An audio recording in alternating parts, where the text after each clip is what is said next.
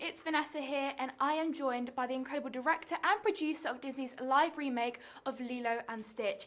I'm in the presence of Oscar-nominated filmmakers, everyone. Please welcome Dean and Jonathan. Thank you so much for being here today. Thank you, Yeah, Vanessa. thanks for having us.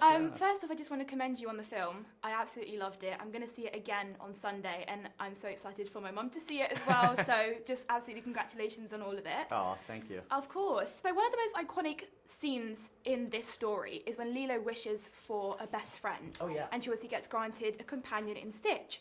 But I want to know, what would your one wish be to audiences who go out and see this film? What would you want them to take away?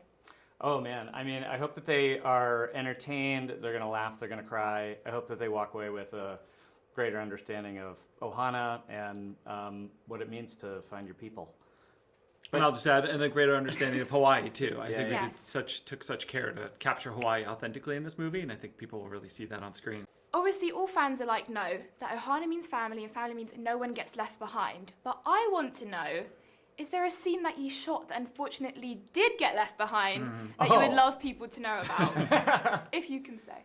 There are plenty of those. Do you have a favorite one?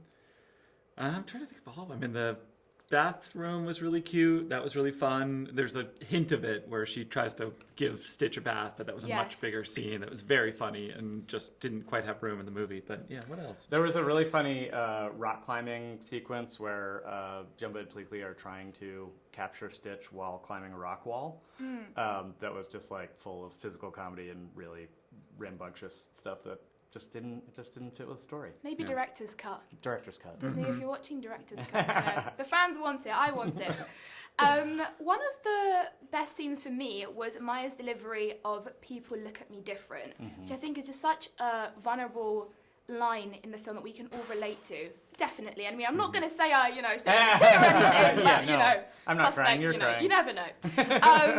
But I want you guys to recall a moment where you felt different in your industry or, becoming filmmakers, and how you use that moment to bring it into the film to make it feel so vulnerable.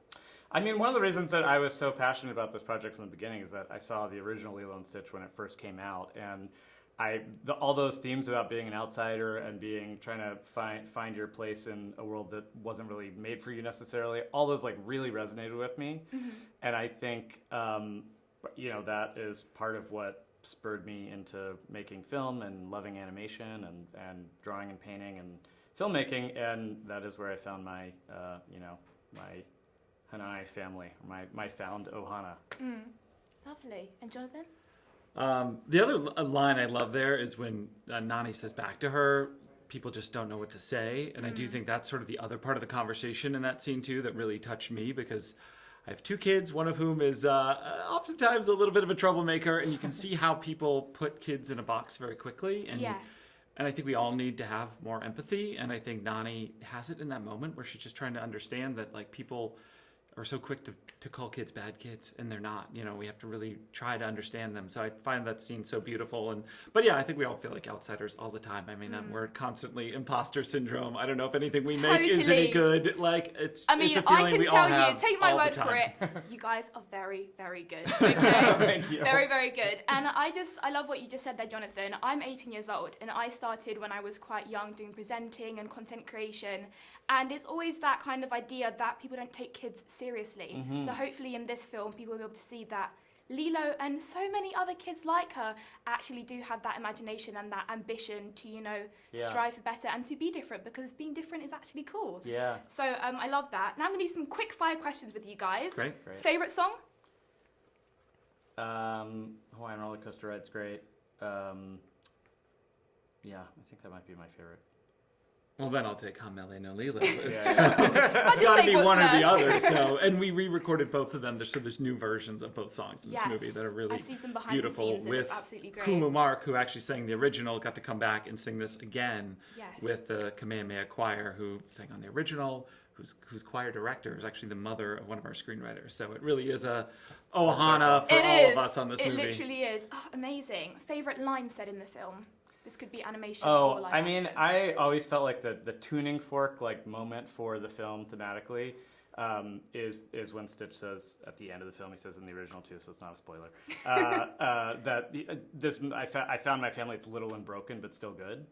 That line has always just giving me chills right now talking about it, and that it's always been my favorite line in Lilo Sitch. Love that.